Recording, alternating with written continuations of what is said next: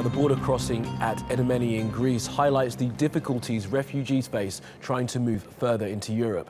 More than 13,000 people are currently stranded at Idomeni on the Greece-Macedonia border. Macedonian authorities have been opening the border only for a few hours a day, and identity checks have slowed the process down. Well, for more, let's go to Alican Ayanlar, who's at the border. So, Alican, you've been there for a few days. Just give us an idea of the situation today at that border crossing. Well, currently the border is closed right now, so no people are passing from Idomeni in Greece over into Gevgeli in Macedonia. Now, we've been here for about 7 days now, and in this period, we've seen this small transit camp transform into this huge tented city.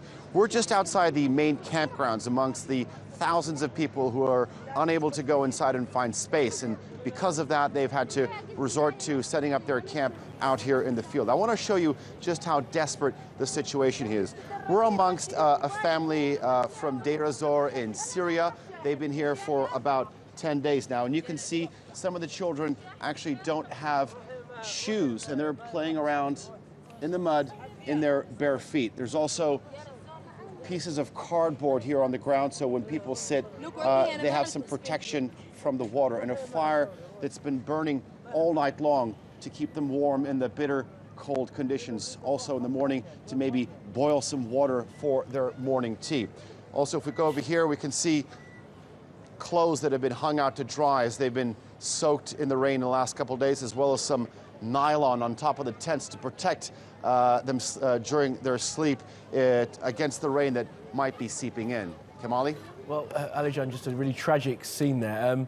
In terms of the authorities, how are Greece dealing with the migrant crisis that's there on their border?